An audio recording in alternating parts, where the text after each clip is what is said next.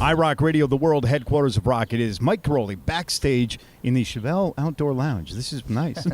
With Sam from Chevelle. How are you, man? I'm fantastic. I love my outdoor lounge today. It is very nice. You know, nice ambiance with the bushes and the trees. Yeah, usually there's the sound of the generator and all that overcomes things, but it's once in a while you get a nice quiet place to relax. Yeah.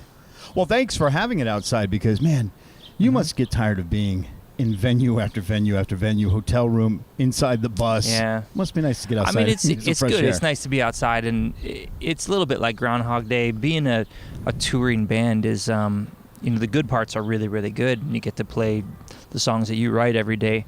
The bad part is the traveling ends up just like after, literally 2,500, 3,000 shows. Mm-hmm. You're in. We call the bus a submarine because you can't see out of it at night, right. and it only travels at night. Mm-hmm. So you're just kind of like you might as well get in bed and pop something and go to sleep. Mm-hmm. Makes sense. So North Corridor came out last July, but the first single came out almost a year ago, almost exactly. Yeah. Mm-hmm. So kind of summarize the last year for you and the band. I mean, really, I think it's. At this point in our career, it's been 18 years of putting records out, and it's pretty amazing to be a rock band still writing the music that we want to write. Nobody makes us do anything, and that's a pretty amazing thing these days because there's always been one-hit wonders, and it's always been with pop music and modern music, but it's even more so today, I think. I think that's increased because I don't think there's a lot of value in record companies investing a lot into a career. Right. They invest in a song and that's usually about it. Mm-hmm. So it's amazing to still be here after 18 years and still be relevant and after 8 records. Well, maybe this is kind of an interesting follow-up then.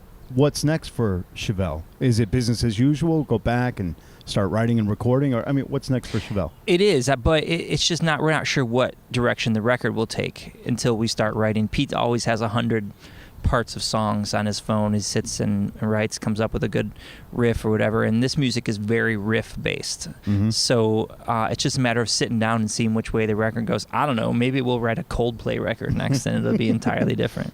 Who knows, right? Yeah, who knows? Well, that leads me to this too, actually, because you're about to hit a break. You're going to get some time off, right? Mm-hmm.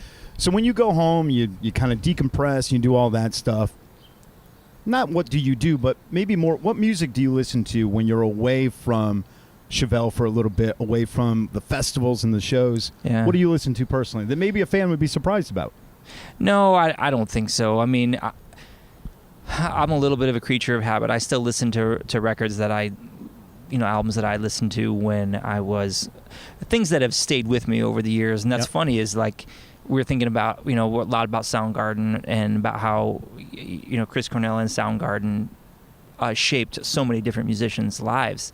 And, you have the sort of the 4 big bands from the Seattle scene, Pearl Jam, Alice in Chains, Soundgarden and Nirvana. Right. And the only one I listen to is Soundgarden. Really? Yeah, and it's not that there's anything wrong with any of that other music. It's just I listened to it for so long that I can't go back. But I'm still pulling stuff from those Soundgarden records, and I'm still pulling stuff from the Minutemen records from back all the way in the early 80s.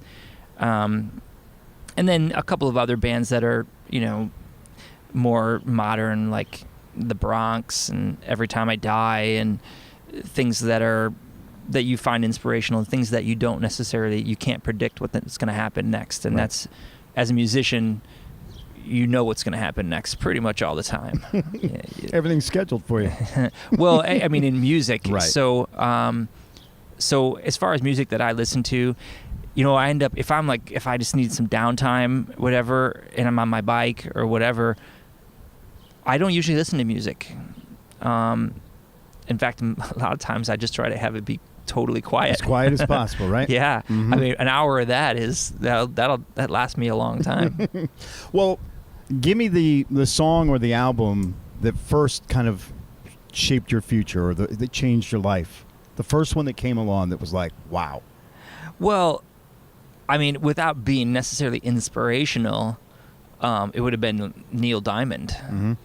As a kid, that was the first time that I heard music that was that I was like, oh, I like this. Where, Mm-hmm. that wasn't children's music, you Right. know? Yep. And you recognize something in that. And then as you come up, get older, when I was about maybe 13, I started to get into what would be punk rock, music, Black Flag and Dead Kennedys and stuff that still had some real soul to it. It wasn't just some dude screaming with a mohawk. Right.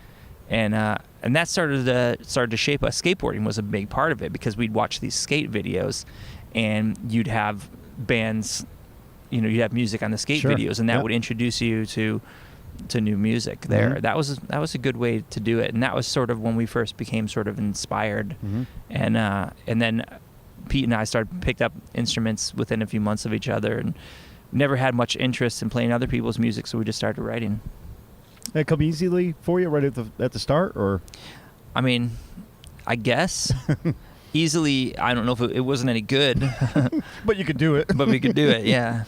Well, before we wrap up, I want to thank you. I mean, we're with iRockRadio now, but we were with WCCC in Hartford Yeah. for a long, long time. Yeah.